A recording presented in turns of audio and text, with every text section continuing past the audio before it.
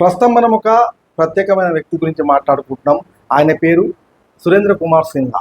ఈయన మన ప్రాంతవాసి కాదు, రాష్ట్ర వ్యక్తి కాదు, దేశస్థుడు అంతకన్నా కాదు. కానీ ముస్లిం మెజార్టీ సమాజంలో, బంగ్లాదేశ్లో హిందూ మైనారిటీ సమాజంలో జన్మించాడు. ముఖ్యంగా బిష్ణుప్రియ మణిపురి తెగకు చెందిన ఈ సురేంద్ర కుమార్ సిన్హా 2015లో 21వ చీఫ్ జస్టిస్గా బాధ్యతలు చేపట్టి ఒక రికార్డు సృష్టించాడు.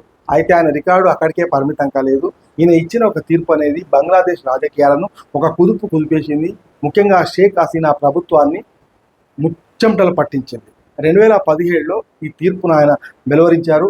ముఖ్యంగా న్యాయమూర్తులను తొలగించే పార్లమెంట్ అధికారాన్నిచ్చే 16వ రాజ్యాంగ సవరణను చేయాలని ఈ తీర్పు సారాంశము. ఈ క్రమంలో ఆయనను రాజకీయ నాయకులంతా బుజ్జగించే ప్రయత్నం చేశారు, కానీ ఆయన లొంగలేదు.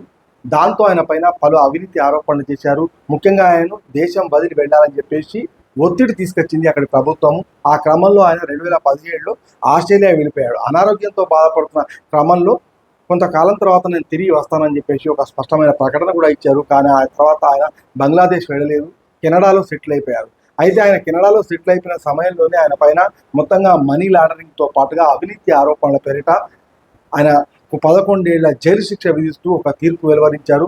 మొత్తంగా సురేంద్ర కుమార్ సిన్హా పైన ఒక కక్ష సాధింపు ధోరణితోని అక్కడి ప్రభుత్వము, అక్కడి కోర్టు వ్యవహరించాయని చెప్పేసి ఆ తర్వాత ఆయన చెప్పుకొచ్చారు.